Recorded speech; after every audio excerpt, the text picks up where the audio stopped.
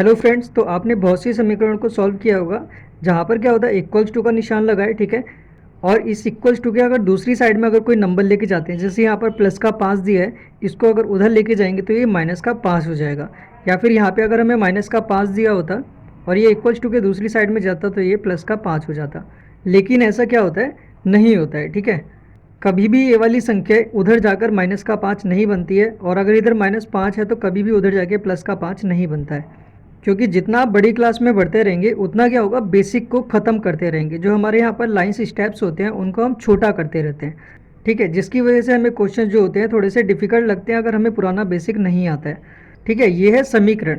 समीकरण का मतलब होता है जो समानता को दिखाता हो, ठीक है, वो समीकरण कहलाता है। तो यहाँ समानता किस तरह की है, यहाँ पर ये नंबर देखने में थोड़ा अलग है, ठीक है, और ये अलग है। ये दोनों देखने में अलग अलग हैं, लेकिन इनके बीच में लगाया है बराबर का निशान। इस बराबर के निशान का मतलब है कि यहाँ पर x का कोई ऐसा मान रखा जाएगा, जब हम इस वाले पार्ट को हल करेंगे तो इसका मान 10 आएगा, इसलिए इसको 10 के बराबर लिखा गया है, ठीक है। इसलिए इन दोनों के बीच में यहाँ पर बराबर का निशान है, क्योंकि ये दोनों संख्याएं आपस में बराबर हैं। अब हम सीखते हैं ऐसा क्या होता है कि ये प्लस का साइन जो है उधर जाके माइनस का हो जाता है। या फिर हम कह सकते हैं कि ये जो प्लस का 5 है, जब हम इसे दूसरी तरफ लिखते हैं तो ये माइनस का 5 लिखा जाता है, ठीक है। तो सपोज़ हम यहाँ पर मान लेते हैं कि यहाँ पर एक मेज है, ठीक है। यहाँ पर रखे हैं 5 काले पेन, ठीक है, और यहाँ पर रखे हैं 5 नीले पेन।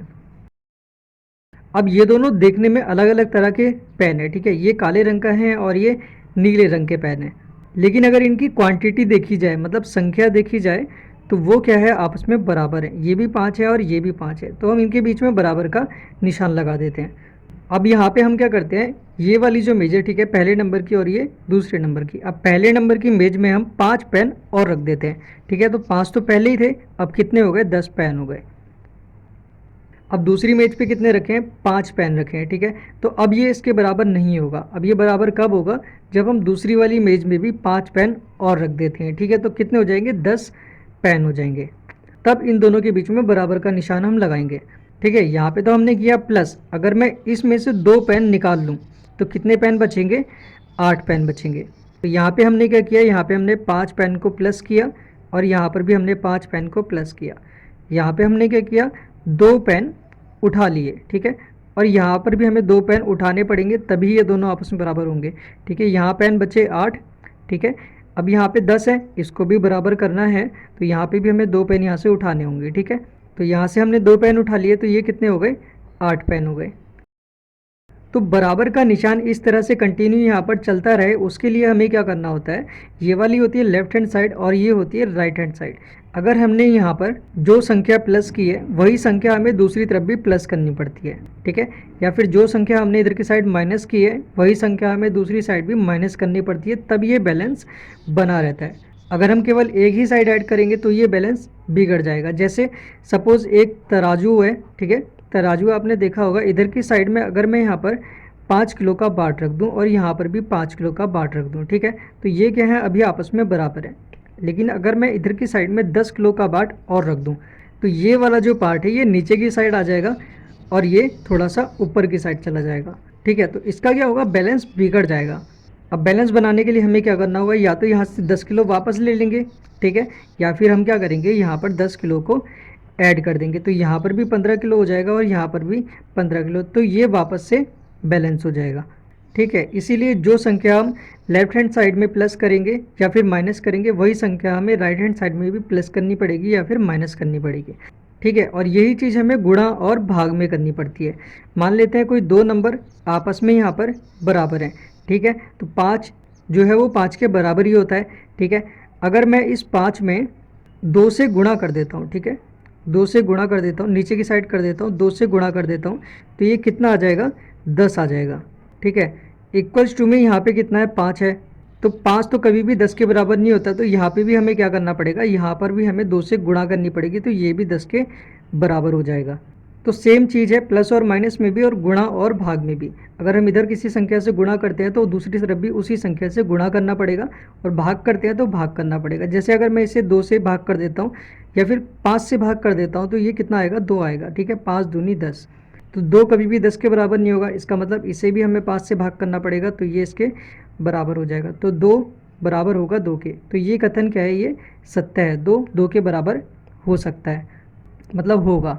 ठीक है, तो जो मैंने आपको यहाँ पर ये समझाया है वही चीज़ हमें यहाँ पर करनी होती है, क्योंकि ये जो समीकरण होती है इसमें ये बराबर का निशान लगा हुआ है। अब अगर हम धोखे से भी एक साइड में किसी एक संख्या को प्लस करते हैं और दूसरी तरफ नहीं करते हैं तो इसका जो बैलेंस है वो बिगड़ जाएगा, फिर ये वाली संख्या इस संख्या के बराबर नहीं रहेगी। ठीक है, और यहाँ पर ये किया क्यों जाता है, क्योंकि हमें यहाँ पर जो वेरिएबल दिया होता है, मतलब जो हमें यहाँ पर चर दिया होता है उसका हमें मान निकालना होता है। और किस तरह से निकालना होता है, जैसे यहाँ पर ये प्लस का 5 है। ठीक है, अभी हम 5 को उधर लेके नहीं जाएंगे, हम क्या करेंगे, यहाँ पर प्लस का 5 है, अगर इस प्लस के 5 को हमें ख़त्म करना है, ठीक है, माइनस 0 करना है, तो दोनों साइड में हम क्या करेंगे, 5 को माइनस कर देते हैं, मतलब इन दोनों संख्याओं में हम 5 को घटा देते हैं। ठीक है, तो ये क्या आ जाएगा, 2x प्लस 5 बराबर 10। ठीक है, तो यहाँ पे हम 5 को माइनस कर देंगे तो ये कितना आ जाएगा, 2x प्लस 5 माइनस का 5। ठीक है, और इस साइड से भी माइनस करेंगे, 10 माइनस 5। अब ये प्लस का 5 और ये माइनस का 5 कट जाएगा, यहाँ पे क्या बचेगा, सिर्फ 2x बचेगा, और यहाँ पे आ गया 10 माइनस 5। तो देखो यहाँ पर जो संख्या थी, ये जो प्लस का 5 था, ये हम इधर लेके नहीं गए, लेकिन अगर हम इसको वैसे लेकर जाते डायरेक्ट करते तो वो इस लाइन के बाद में कुछ इस तरह का ही दिखाई देता, मतलब 2x बराबर 10 और ये प्लस का 5 आगे इधर में क्या बन गया, माइनस का 5। ठीक है, लेकिन ऐसा नहीं हुआ, हमने यहाँ पर ये वाली प्रक्रिया की थी और यहाँ पे एक लाइन लिखी जाती है कि दोनों पक्षों में 5 घटाने पर। ठीक है, उसके बाद ये वाली लाइन यहाँ पर लिखी जाती है, तो ये कितना आ जाएगा, 2x बराबर 5 आ जाएगा। ठीक है, अब हमें x का मान निकालना है, तो जो संख्या यहाँ पर गुणा में होती है वो उधर भाग में लिखी जाती है। ठीक है, वो क्यों लिखी जाती है, क्योंकि अब हम दोनों पक्षों में क्या करेंगे, 2 से भाग कर देंगे। अब दोनों पक्षों में करेंगे तो ये आ जाएगा 2x बट्टा 2 बराबर 5 बट्टा 2।